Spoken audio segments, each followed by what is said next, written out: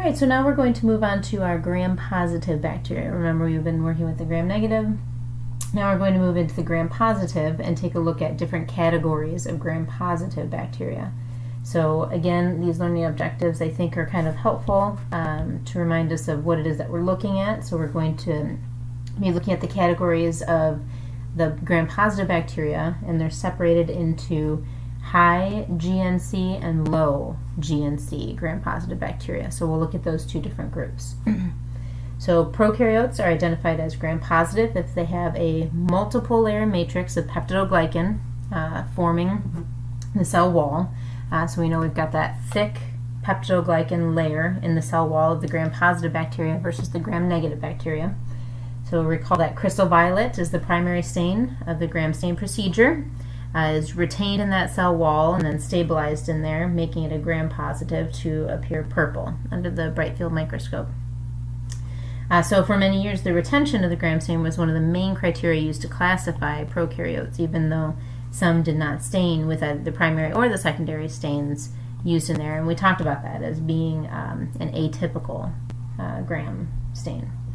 So advances then in nucleic acid biochemistry have now revealed additional characteristics, and that's why we have these different categories. Like all of the ones that we've already talked about with gram-negative bacteria, now we can talk about the different categories in our gram-positive bacteria. So in the case of the gram-positive, we can see the differences in the nucleic acids, and again we have differences in our guanine to cytosine ratios.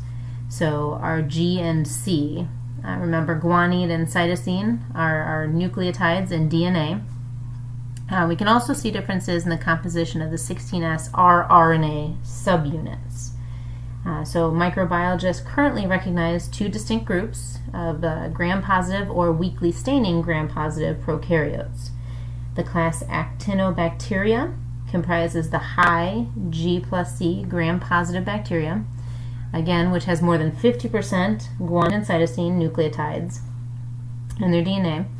The class Bacilli comprises low G plus C gram-positive bacteria, which has less than 50% of guanine and cytosine nucleotides in their DNA.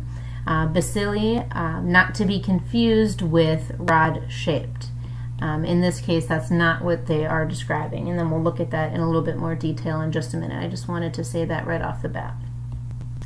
So Actinobacteria, remember Actinobacteria is our group that has high GNC, high guanine and cytosine gram-positive bacteria.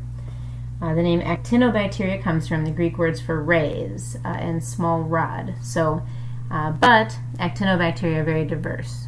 So their microscopic appearance can range from thin filamentous branching rods to coccobacilli, so the roundish rods.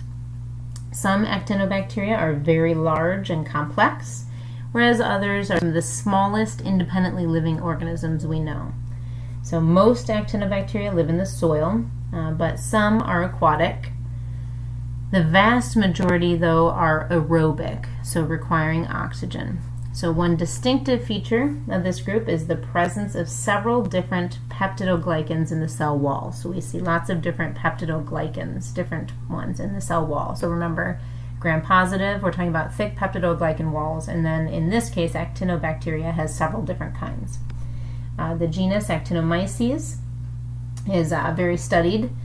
Actinomyces species play an important role in soil ecology, and some species are human pathogens, so it's been well studied.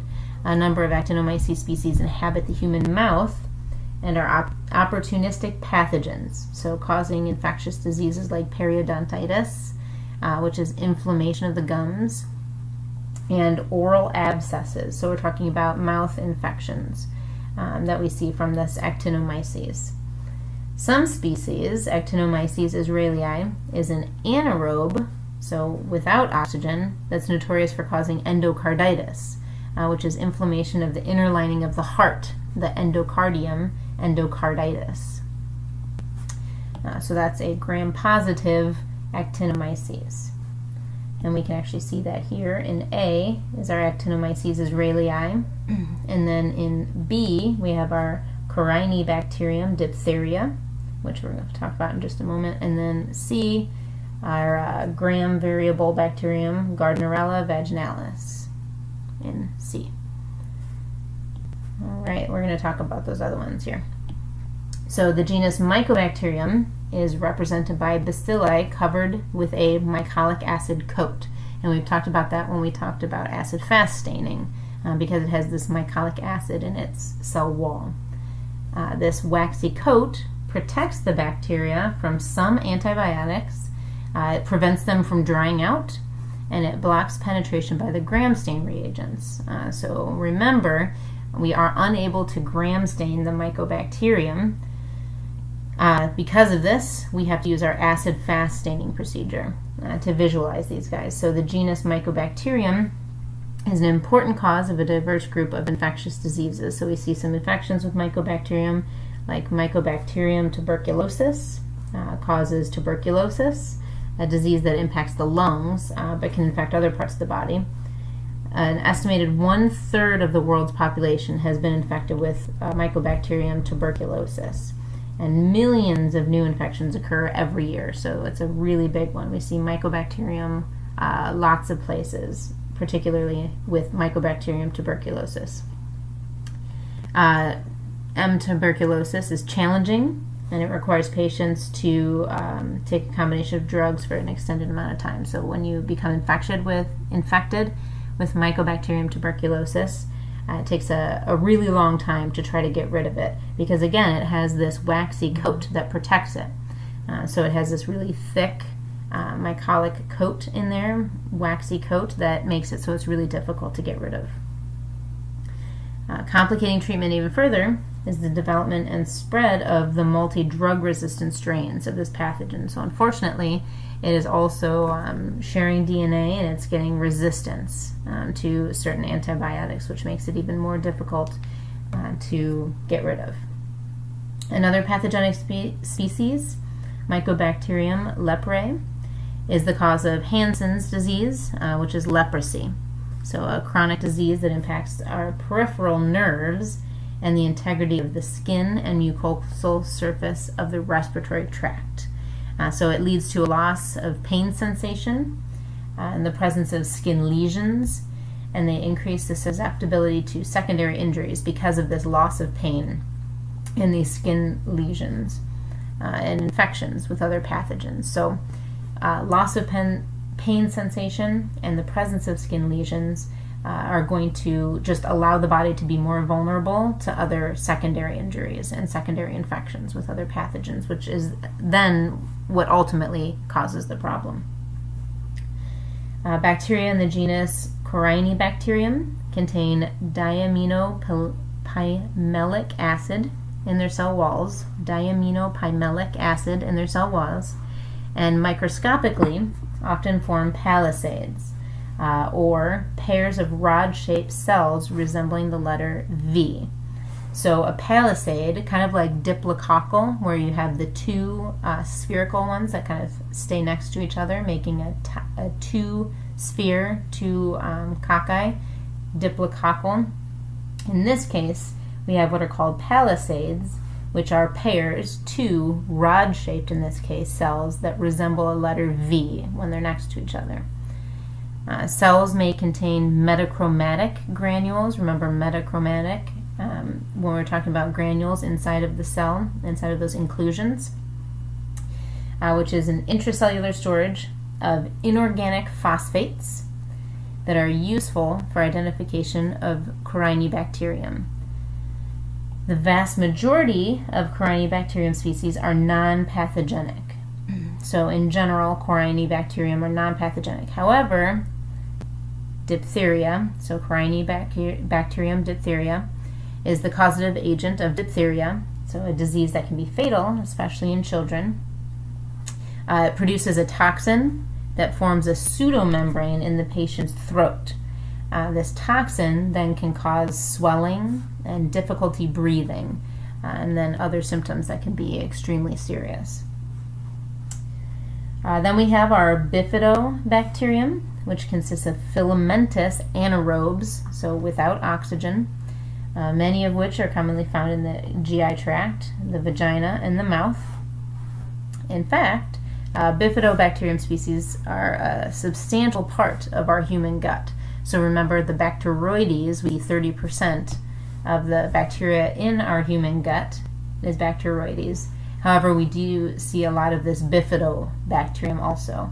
And in fact, here are frequently used as probiotics in yogurt production. So bifidobacterium is one that we see often as a supplement, a probiotic supplement, or also in yogurt production. The genus Gardnerella contains only one species, Gardnerella vaginalis, defined as a gram variable because its small coccobacilli do not show consistent results when gram stained. So it's kind of tricky in that it's gram variable. We don't see the same response every time with gram stains. However, based on its genome, it is placed in the high GNC gram-positive group, so the one we've been talking about. G. vaginalis can cause bacterial vaginosis in women. Symptoms are typically mild or even undetectable, but can lead to complications during pregnancy. So then we have our chart here, our table that goes through all of those that we talked about. Again, we are splitting up our gram-positive bacteria into high GNC and low GNC, and we just talked through all of the high GNC examples here. And so you should be familiar with this table as well. Now we're going to talk about the low GNC gram-positive bacteria. So the low GNC gram-positive bacteria have less than 15% guanine and cytosine. That makes them low, versus the high, which has more than 50%. It includes a number of genera that are pathogenic. So we're going to talk again about some more pathogenic bacteria here in the low GNC. So the first one, a large and diverse class of this low GNC gram-positive bacteria is Clostridia. So the best studied of this class is Clostridium. So we actually say it a lot, and I think we have some of those slides in the classroom. These are rod-shaped bacteria, generally obligate anaerobe, so have to be without oxygen, produce endospores, and can be found in anaerobic habitats like soil and aquatic sediments rich in organic nutrients. However, the endospores may survive for many years. So remember when we looked at endospores, metabolically inactive, kind of stores up the important stuff and waits for a time when there are lots of nutrients. So when they are in the soil and the soil has become poor, not a lot of nutrients, they can hang out in there as endospores, and then once the nutrients return, then they can open up and be vegetative cells again. Clostridium species produce more kinds of protein toxins than any other bacterial genus. And several species are human pathogens. So one, C. perfringens, is the third most common cause of food poisoning in the United States and is the causative agent of an even more serious disease called gas gangrene. So gas gangrene occurs when C. perfringens endospores enter a wound and then germinate, becoming viable bacterial cells and then producing a toxin that can cause necrosis or death of the tissue.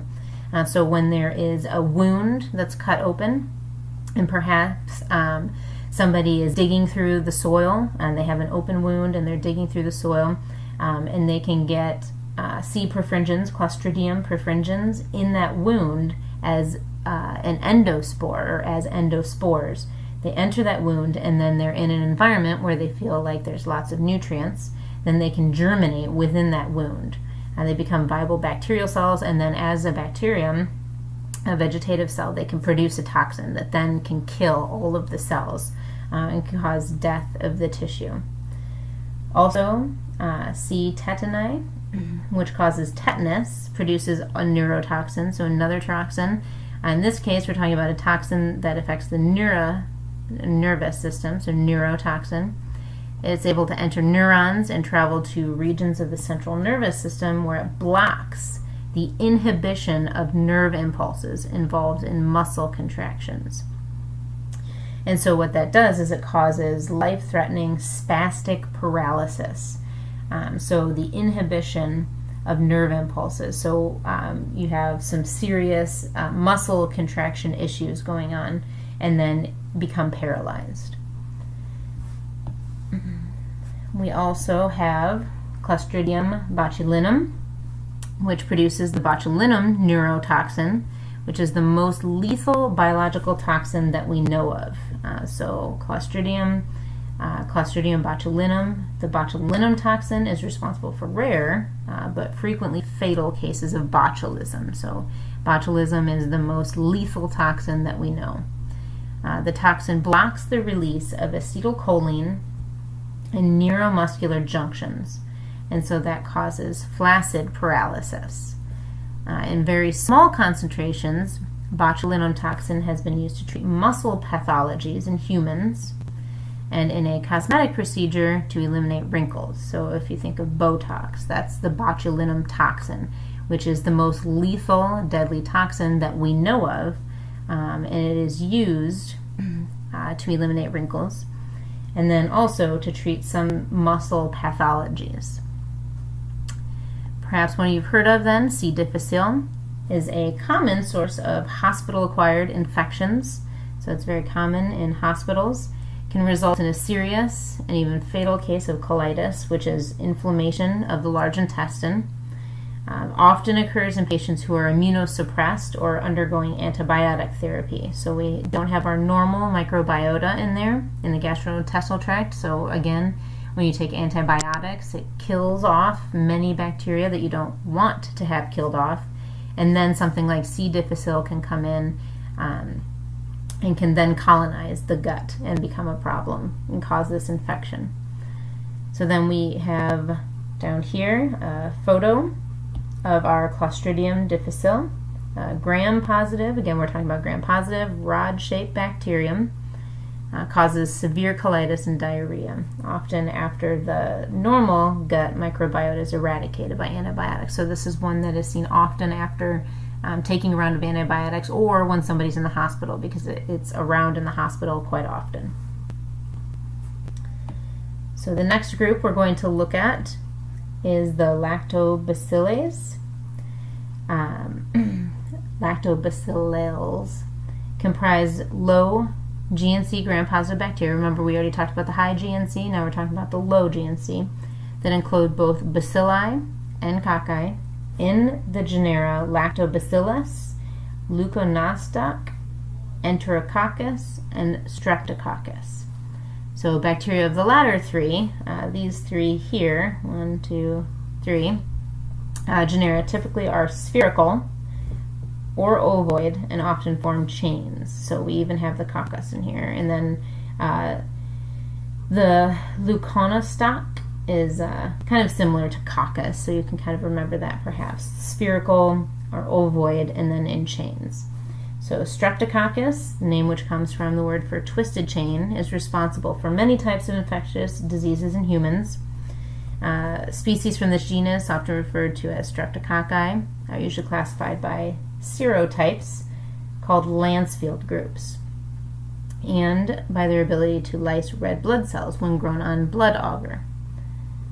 In this case, we have Pyogenies, so Streptococcus pyogenes belongs to the Lancefield group A.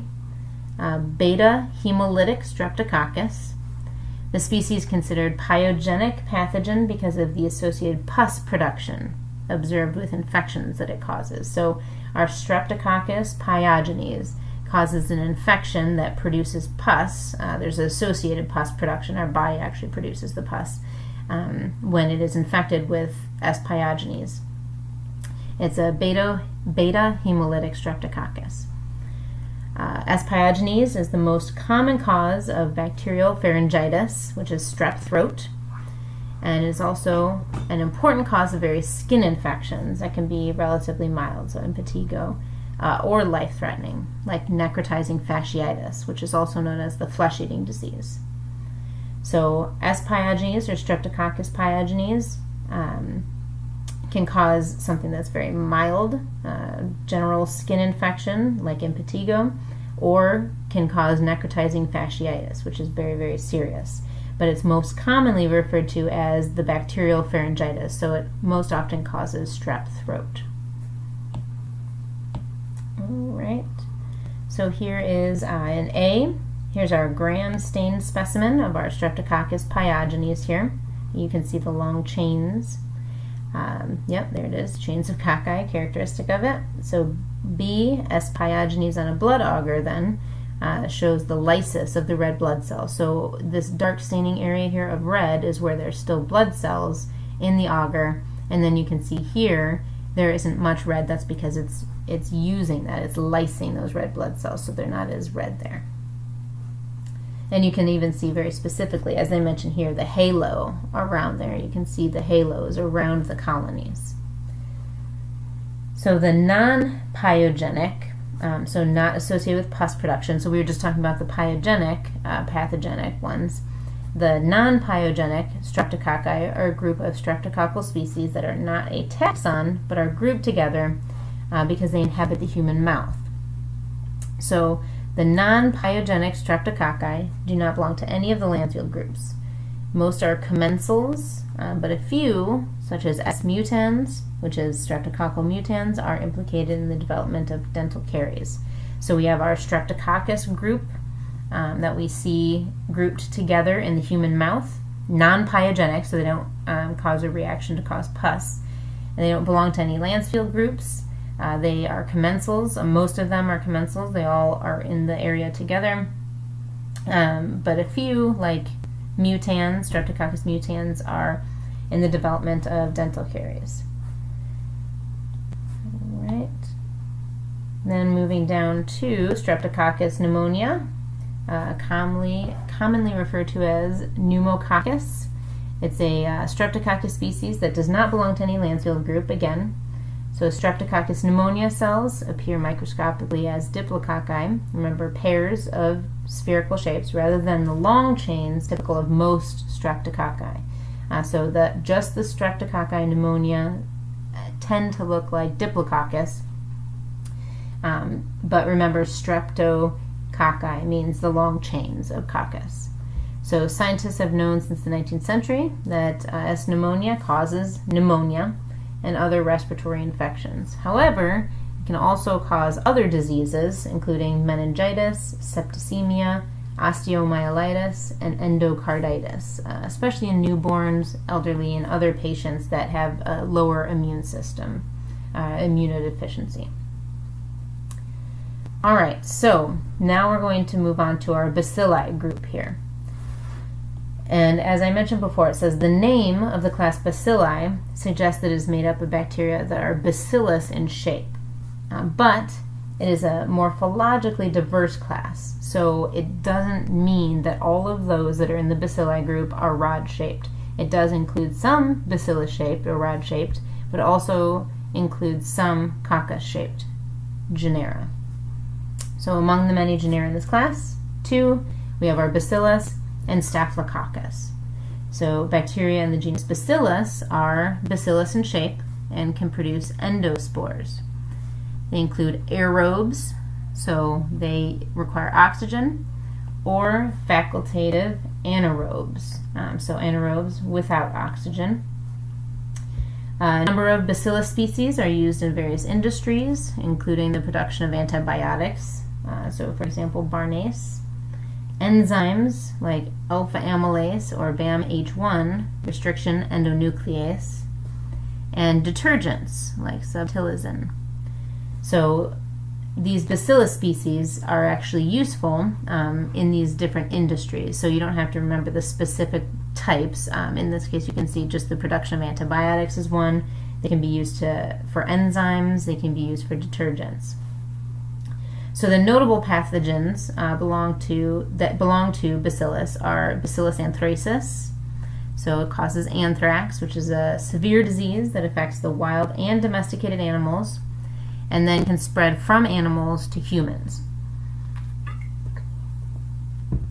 Anthrax manifests in humans as charcoal black ulcers on the skin, severe enterocolitis, pneumonia, and brain damage due to swelling. So a very serious bacterium. If it's untreated, anthrax is lethal. Another one is B. cereus, Bacillus cereus. Closely related species. It's also a pathogen, and it may cause food poisoning. It is a rod-shaped species, again Bacillus in the Bacilli group. It is a rod shape that forms chains. Colonies appear milky white with irregular shapes when cultured on blood agar. Another important species of Bacillus is Thuringiensis. So B. Thuringiensis. This bacterium produces a number of substances used as insecticides because they are toxic for insects. So B. Thuringiensis actually produces toxins, and those toxins actually infect insects rather than, or cause damage to insects rather than humans. Although they may also cause damage to humans. We just more directly can associate it with causing damage to insects.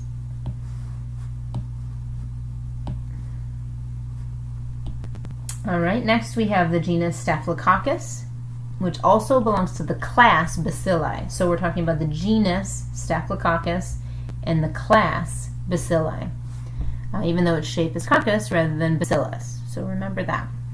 The name Staphylococcus comes from bunches of grapes. Remember, staphylo is a bunch or a group, and then coccus, round-shaped. So bunches of grapes, which describe their appearance. So Staphylococcus species are facultative, anaerobic, they're halophilic, and non-motile. So the two best studied species are S. epidermidis and S. aureus. And we will scroll down and take a closer look at those. So quickly, here is an SEM of Staphylococcus aureus. You can see kind of the grape-like clusters. They're very round and they cluster together rather than in the chains that we've seen of others.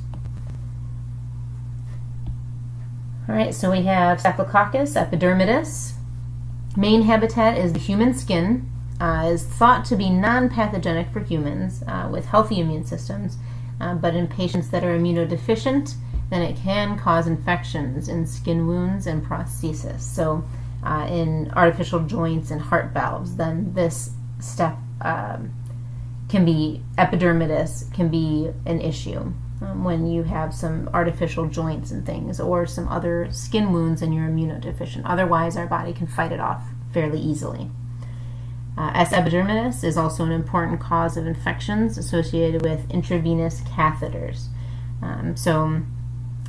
In the body, in wounds, in prosthesis, then it can be a problem and we're not able to fight it off as easily.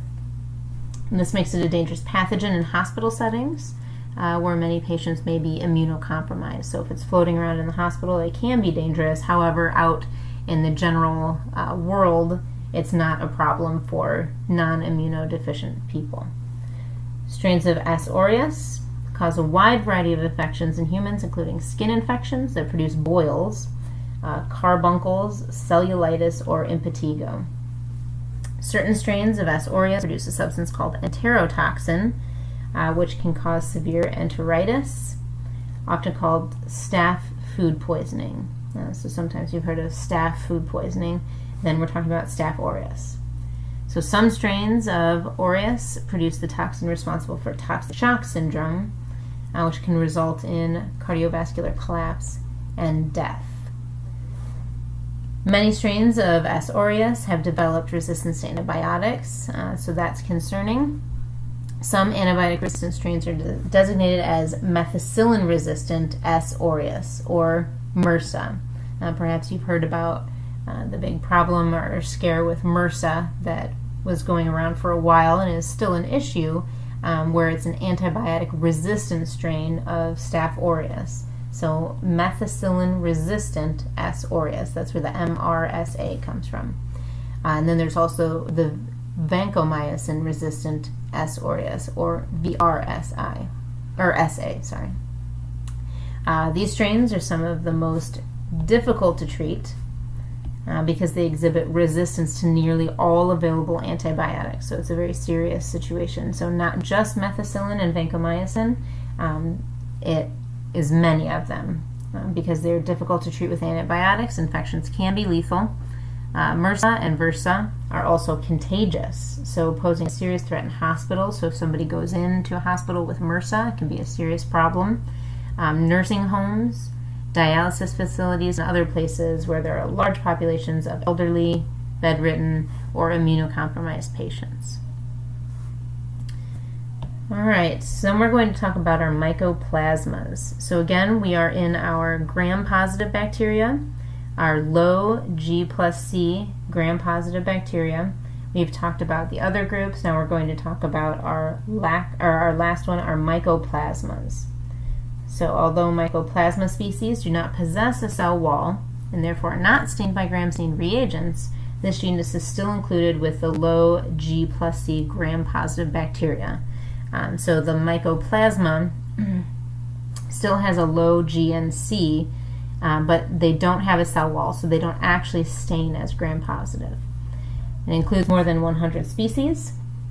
They share lots of characteristics. They're very small cells, about 0.2 micrometers in diameter, which is smaller than some large viruses. So if you can imagine, we've talked about viruses a little bit. We'll talk about them in more detail in a couple chapters, but viruses are so very, very small, and some of these mycoplasmas are even smaller than some of the large viruses. They have no cell walls and therefore are pleomorphic, meaning that they may take on a variety of shapes. Pleomorphic, so they can morph, change shape, and can even resemble very small animal cells. So because they lack the characteristic shape, they are difficult to identify.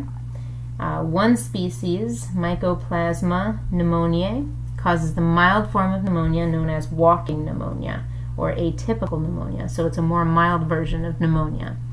This form of pneumonia is typically less severe than forms caused by other bacteria or viruses.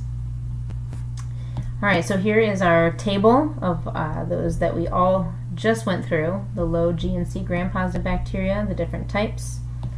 There's a little bit more, ureaplasma, similar to mycoplasma. All right, so then we can move through this, and then we can talk about our deeply branching bacteria next. So we've talked about our gram-negative bacteria groups. We've broken those apart. We talked about our proteobacteria, non-proteobacteria. We talked about gram-positive groups. We talked about the high G and C, the low G and C, and then now we have our deeply branching bacteria.